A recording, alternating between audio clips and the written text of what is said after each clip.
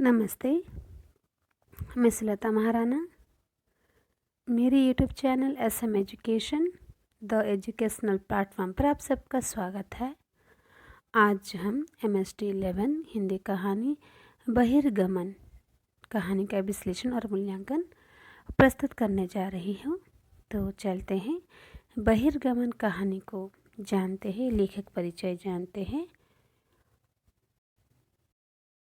परिचय: गिरिराज किशोर, पानु खोलिया, महेंद्र भल्ला, कामतानाथ, मुद्राक्ष आदि नई कहानी के दूसरे दौर के रचनाकार हैं, जिन्होंने के रचनाकारों से 10-15 वर्ष आगे बढ़कर नई कहानी के विस्तार और विकास को प्राचीन और आधुनिकता की टकराहट में पीढ़ियों के द्वंद्व के रूप में अभिव्यक्त किया है, जो दो विचारों या विचार पर प्रतिरोध में प्रकट होता है।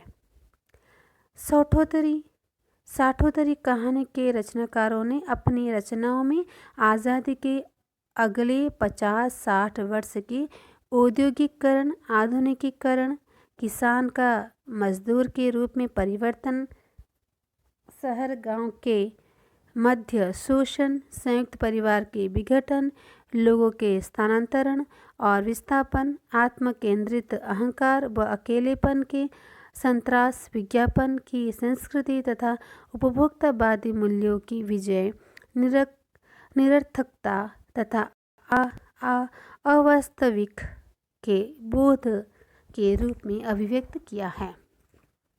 साठोत्तरी कहानी के कहानीकारों ने प्रेमचंद, अमृतलाल नागर, जैनेन्द्र अज्ञे, यशपाल के प्रमुख अनुभवों से इतर शहरी संवेदना को सोच तथा अनुभव के आधार पर नई संवेदना को नई कहानी के विषय के रूप में उजागर किया है। 1990 के आर्थिक उदारीकरण, वैश्वीकरण, निजीकरण, मंडल कमीशन तथा बाबरी मस्जिद के ध्वंस जैसे घटना परिदृश्यों को साठोत्तरी कहानी के रचनाकारों ने सशक्त अभिव्यक्ति प्रदान की है। इसके साथ समांतर कहानी, सचेतन कहानी, अकहानी जैसे आंदोलन भी साहित्य में उभरे, जो कि नई कहानी के सिद्धांतकारों की तुलना में अपर्याप्त और अप्रबल सिद्ध होने के कारण अधिक समय तक नहीं चल सके। नई कहानी दूसरा दौर: नई कहानी के पहले दौर के बाद के दशकों की कहानियाँ शहरोन्मुख होकर अंततः शहरी संवेदना में निहित मोहभंग, नकार और संत्रास की संपुष्टि तथा सत्यापन के मध्य केंद्रित हो गई। इस विषय वस्तु के चरम पर पहुंचकर गंगा प्रसाद, विमल, मुद्रा राक्षस, महेंद्र भल्ला, दूधनाथ सिंह, कामतानाथ, रविंद्र कालिया आदि जैसे रचनाकारों का लेखन अपनी धारा खो बैठा और समाजवाद या साम्यवाद तथा गांधीवाद जैसे प्रतिबद्धता के रूप में विलय होकर जारी रहा, जबकि पिछली पीढ़ी के रचनाकार इस दौर में भी सक्रिय रहकर अधिक गंभीर व सार्थक रूप में उभरकर सामने आए। आज़ादी के 60 से 75 वर्षों के दौरान 1962 में चीन का हमला, 1965 व 1971 में पाकिस्तान के साथ 2 युद्ध, बांग्लादेश का गठन, 1975 से 1977 तक लागू आपातकाल जैसी स्थितियों में पंचशील सिद्धांतों के हनन को कांग्रेस से मोहभंग को उत्पन्न कर दिया, क्योंकि 1964 में नेहरू की मृत्यु के पश्चात कांग्रेस के पास सत्ता का कोई वास्तविक तथा दृढ़ विकल्प नहीं बचा था। इसके साथ फ्रांस के सरबोन विश्वविद्यालय के छात्र आंदोलन, विश्व युद्ध के पश्चात आधुनिकता के नकारात्मक पक्ष ने जैसे वैकल्पिक मूल्य व जीवन पद्धति की तलाश हेतु यूरोपीय समुदाय के सदस्यों को भारत की ओर रुख करने के लिए प्रेरित किया, जहां पहुंचकर अमेरिकी कवि और यात्री एलन गिन्सबर्ग भारतीय लेखकों के संपर्क में आकर उनसे अत्यंत प्रभावित हुए तथा एलन की रचना तथा अनुभवों के संपर्क में आकर भारतीय लेखकों ने देश की तदयुगीन घटनाओं तथा स्थितियों के विभिन्न सरोकारों को अधिक गहनता से कविता तथा कहानी में अभिव्यक्त प्रदान की। हिंदी कहानी में इन घटनाओं तथा स्थितियों का प्रभाव अत्यंत नकारात्मक पड़ा, जो कि उस समय के बीत जाने पर भी समाज व्यवस्था के प्रति व्यक्ति में नकार, असंतोष, खिज, चिड़चिड़ाहट, अस्वीकृति, बेचारगी या आक्रामकता के रूप में अभिव्यक्त होने लगा था। उस समय की तत्कालीन मनस्थिति के रूप में जिंदा रहने के कारण को खो देने की बेचैनी, हताश, निरर्थकता, अनास्थता, अल्लाह अपनी दुनिया के लिए अजनबी या पराया हो जाने के कारण व्यक्ति स्वयं अपने लिए ही मूल्य, अर्थ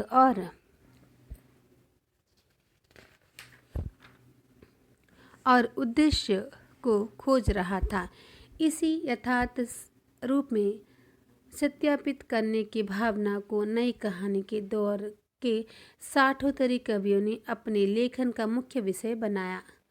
नई कहानी के इस दौर की पीढ़ी के रचनाकारों में नकार तथा अनास्थ का स्वर प्रमुखता से उजागर हुआ है, क्योंकि स्वाधीनता की घटना से दूर जन्मी हुई पीढ़ी स्वाधीनता संघर्ष के दौरान के जीवन लक्ष्य तथा उद्देश्य से दूर होती चली गई तथा जिसमें एक और तो स्वाधीनता प्राप्ति के बाद निर्मित नई निर्माण विकास नीतियों के तहत समय, संस्कृति व समाज को बचाए रखने का मोह था, तो दूसरी ओर नगरीकरण के कारण संत्रास, अजनबीपन व अकेलेपन व पारिवारिक विघटन को अपनी रचनात्मकता का उद्देश्य बनाने का संकल्प भी था। दूसरे दौर की यह पीढ़ी स्वाधीन भारत की ऐसी पहली पीढ़ी थी जिसके सामने अतीत को मकसद हटने, सनातन की संभावनाएं समाप्त होने, नए स्थापना के उद्देश्य उपस्थित न होने, पश्चिम में विश्व युद्ध के समय की हिंसा तथा भारत की स्वाधीनता व नेहरू की स्वप्नदर्शिता से मोहभंग जैसी स्थितियाँ विद्यमान थी। इसी पीढ़ी के रचनाकारों के मध्य ज्ञानरंजन का स्थान विशिष्ट तथा महत्वपूर्ण है। ज्ञानरंजन परिचय और पृष्ठभूमि। 21 नवंबर 1936 में महाराष्ट्र के अकोला में जन्मे ज्ञानरंजन को साहित्य और सांस्कृतिक सक्रियता परिवार में प्राप्त हुआ। ज्ञानरंजन पहल पत्रिका के संपादक तथा प्रगतिशील लेखक संघ के अध्यक्ष भी रहे। इसके साथ साथ ज्ञानरंजन के साहित्य अकादमी, नेशनल बुक ट्रस्ट एवं अन्य राष्ट्रीय संस्थाओं से भी संबंध रह चुके हैं। ज्ञानरंजन ने कविता से रचना का प्रारंभ किया तथा इनके 6 कहानी संग्रह भी प्रकाशित हो चुके हैं। लंदन, साना फ्रांसिस्को तथा पूर्व यूरोप के अनेक विश्वविद्यालयों में ज्ञानरंजन की कहानियाँ पाठ्यक्रम में निर्धारित है तथा एनसीईआरटी, नेशनल बुक ट्रस्ट और साहित्य अकादमी ने उनकी अनेक कहानियाँ प्रकाशित की हैं। यद्यपि ज्ञानरंजन की कहानियों को संख्या अधिक नहीं है, तथापि उन्होंने अपनी अनुभूति और अभिव्यक्ति से गद्य को यथार्थ की ठोस सीमाओं तक काव्यात्मक से समृद्ध बना है। अपनी कहानी में ज्ञानरंजन ने युवा तथा युवा होते हुए किशोर की मनस्थितियों तथा परिस्थितियों का आत्मलोचन निरीक्षण किया है। इन वृत्तांतों की विषय वस्तु में स्त्री, घर, पिछली पीढ़ी, दाम्पत्य, मैत्री जैसी विषयों पर तथा संबंधों को दर्शाते हुए युवाओं के एक उचाट को ज्ञानरंजन ने अभिव्यक्त किया है। ज्ञानरंजन की शुरुआत कहानी स्त्री को देखने वाली कहानी है, जिसमें प्राय स्त्री के विषय में किस्सागो के आयुसुल्लभ कौतूहल तथा कल्पनाशीलता के दिलचस्प ब्यौरे विद्यमान है। क्षणजीवी, दिवास्वप्नी, सीमाएं, दिलचस्पी, छलांग आदि कहानियाँ इसके सशक्त प्रमाण हैं। शिक्षा के सुलभता तथा उसके प्रसार ने नई स्त्री को व्यक्तित्व संपन्न बनाकर घर में दोस्तों के संपर्क की सुलभता को उसकी दिनचर्या का भाग बना दिया, जिसमें अपनी भी पुराने संस्कारों की जकड़न प्रेम तथा दाम्पत्य का केंद्र रूप उपहास की स्थिति में आकर ज्ञानरंजन के लेखन कौशल का निशान बने हैं, जिसमें सकारात्मक रिश्ते है, एक भारहीन उत्फुल्लता, सहजता और मैत्री, हास्य रस, दाम्पत्य और रचना प्रक्रिया जैसी कहानियों में उजागर हुई है। पिता ज्ञानरंजन की विशिष्ट कहानी है जो गंभीर सरोकारों को दर्शाती हुई पिछली पीढ़ी के साथ टक्कर या परिवार के मुखिया के अप्रासंगिक होते जाने को उजागर करती है। पिता कहानी नई पीढ़ी की खींच और झुंझलाहट के बावजूद गहरी समता और सम्मान को अभिव्यक्त करती है। सुख सुविधाओं को भोगने से के लिए इसका अर्थ उनके समक्ष स्वयं का छोटा पड़े इधर और उधर शेष होते हुए संबंध यात्रा घटा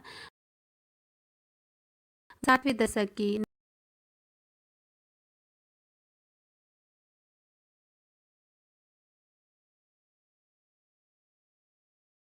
के जनजीवन की जगह जमीन से उच्छेदित होते हुए बुद्धिजीवी समुदाय को चित्रित करती है।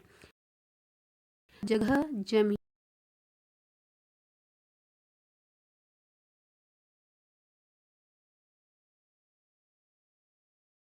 भी करता है। घंटा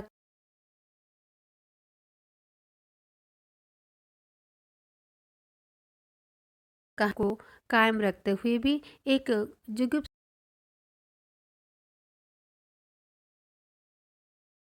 कहानी के घटनाक्रम तथा कथानक में पात्र चरित्र तथा देश का चित्र सजीव करने वाली भाषा का प्रयोग ज्ञानरंजन ने किया है, जिससे पात्रों का तथा घटनाओं का वर्णन स्वाभाविक तथा वास्तविक को उजागर करने वाला दिखाई देता है।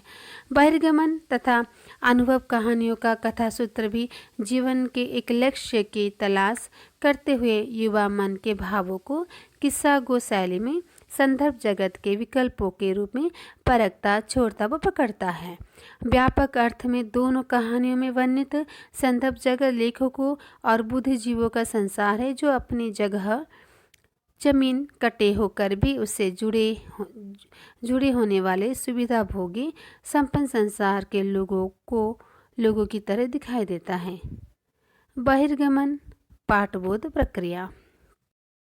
बहिर्गमन कहानी आज़ादी के बाद के दशक के शिक्षित युवा पीढ़ी के उच्चाटन तथा उच्छेटन के सामान्य परिदृश्य को प्रस्तुत करती है, जिसमें मैं के रूप में वाचक पात्र मनोहर तथा सोमदत्त जैसे 3 पात्रों के माध्यम के कस्बा, महानगर, विदेश के संसारों को प्रस्तुत या संकेतिक करते हुए तीनों पात्रों की मानसिकताओं को व्यवहार बनाकर अभिव्यक्त किया गया है। मैं और मनोहर विपरीत ध्रुव। मैं वाचक पात्र और मनोहर दोनों की ही कस्बे में जन्म होकर भी कस्बे के प्रति मानसिकता विपरीत थी।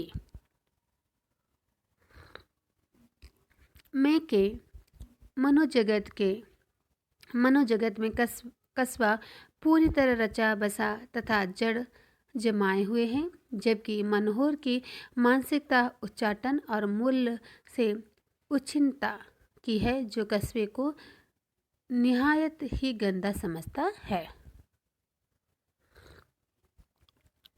मनोहर तथा आत्मवाची में जीविका की तलाश में शहर की ओर प्रस्थान करते हैं, जहां मनोहर ने शहर में अपनी झंडे गाड़ दिए हैं और आत्मवाची को उसके पिता की गिड़गिड़ाती चिट्ठी के जवाब में मनोहर की कृपा से ही एक छोटी सी नौकरी मिलती है। कहानी में पात्र की हैसियत से अपनी जगह बना लेने पर आत्मवाची किस्सा गो में परिवर्तित होकर मनोहर की असलियत का साक्षी तथा मनोहर और सोमदत्त के क्रियाकलाप को उजागर करने वाली मूल्य दृष्टि तथा कसौटी बन जाता है।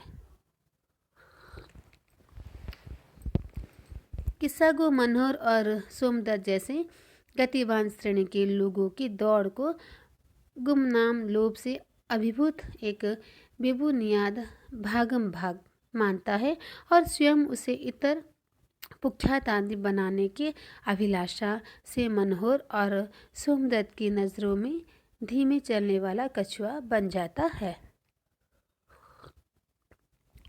कुख्यात आदमी होने का अर्थ और मूल्य दृष्टि देखते हैं।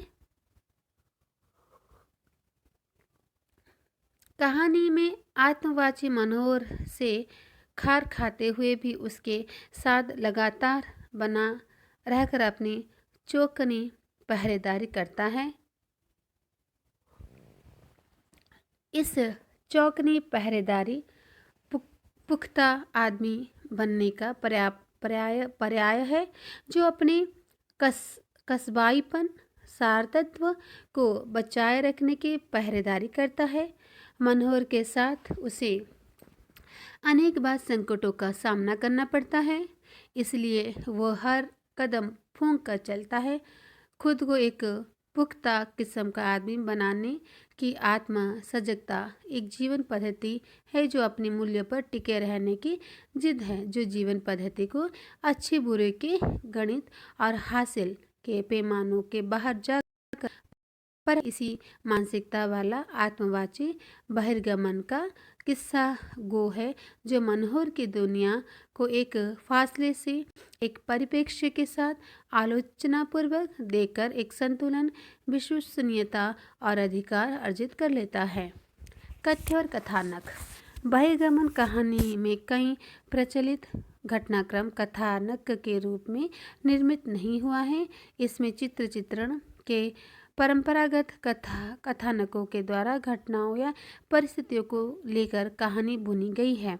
इसमें किस्सागो कस्बे तथा मनोहर के गुणों को अपने दुलार की छाप में वर्णित करता जाता है। मनोहर के ही अगले विकास सूत्र के रूप में सोमदत्त को भी कहानी के कथ्य में सम्मिलित किया गया है। घटनाक्रम के आधार पर कथानक केवल इतना ही है कि आत्मवाची कस्बे से प्रेम करता है और मनोहर कस्बे से नफरत। दोनों ही अलग अलग कारणों की वजह से कस्बा छोड़कर शहर जाते हैं। मनोहर की उपलब्धि से आत्मवाची परेशान होता है, उसके साथ रहकर भी उसे खार खाए रहता है। मनोहर अपनी प्राप्ति व उपलब्धि से असंतुष्ट व बेचैन रहता है और विदेश में जाकर ही दम लेता है। यह मनोहर का विदेश प्रस्थान ही कहानी का अंत बनता है। बहिर्गमन कहानी के कथ्य को देखने पर यह ज्ञात होता है कि मनोहर तथा आत्मवाची के बुद्धिजीवी जगत के चित्रण के दोनों पक्ष के फासले तथा तकरार को इस कहानी का केंद्र बिंदु मानकर शहरी जीवन को फोकस दिया गया है। अपनी अनेक कोशिशों के बल पर मनोहर का विदेश प्रस्थान कहानी शीर्षक बहिर्गमन को सार्थकता प्रदान करता है। स्वतंत्र और निर्द्वंद बनाम प्रतिबद्ध। शहर के बुद्धिजीवी समुदाय की पहचान है तो इन्हें कहानी में स्वतंत्र तथा प्रतिबद्ध संकेत प्रदान किए गए हैं, जहाँ स्वतंत्रता का आशय प्रतिबद्धता के प्रगतिवादी अर्थ के विरुद्ध होना है, जबकि प्रतिबद्धता का अर्थ किसी वैचारिक पक्ष के प्रति सारहीनता, आत्मकेंद्रित तथा सतहीपन और अभिव्यक्त करना है। मनोहर की सफलता तथा सोमदत्त की बुद्धिमत्ता को स्वतंत्र और आधुनिक के अर्थ में रचनात्मक संवेदना के व्यवहार की परीक्षा के रूप में कहानी में चित्रित किया गया है। मनोहर सोमदत्त किस्सागो बुद्धिजीविता के दो पक्ष और तीन स्तर हैं, जहां एक पक्ष मनोहर व सोमदत्त का है, जो स्वतंत्र तथा निर्द्वंद जैसे में विभाजित है, तथा दूसरा पक्ष प्रतिपक्ष किस्सागो का है, जो कस्बे के प्रति अपनी प्रतिबद्धता को कहानी में उजागर करता है। मनोहर का विदेश से बार बार यहाँ आना यह दर्शाता है कि मुक्ति की आकांक्षा के बावजूद भी ऐसे बंधन बचे रहते हैं जो अस्तित्व का पर्याय होते हैं तथा व्यक्ति को उनके रेशों से भीतर तक बांधे रहते हैं। अनुभव यात्री का संपूरक बिंदु। ज्ञान रंजन की कहानी बहिर्गमन को संवेदना के स्तर पर घंटा कहानी के कथ्य का अलग पड़ाव कहा जा सकता है। घंटा के किस्सा गो कुंदन सरकार की दुनिया में थोड़ी देर तक पर्यटन के बाद पेट्रोला में वापसी का रुख है तथा बहिर्गमन से मनोहर की दुनिया में सीमांतवासी और साक्षी की हैसियत से किस्सा गो उपस्थित हैं, जो अपनी कठोरता और सामाजिक चेतना की कसौटी पर मनोहर और सोमदत्त के संसार को कसकर अस्वीकृति कर देते हैं। ज्ञान रंजन की कहानी में तीसरी व अंतिम कहानी अनुभव में एक पुख्ता आदमी के चयन और उसके निर्णय का बयान शामिल है। इस कहानी में किस्सा गो लंबे अंतराल के पश्चात अपने पुराने शहर लौटकर, जो बदल गया है, अपने छूटे हुए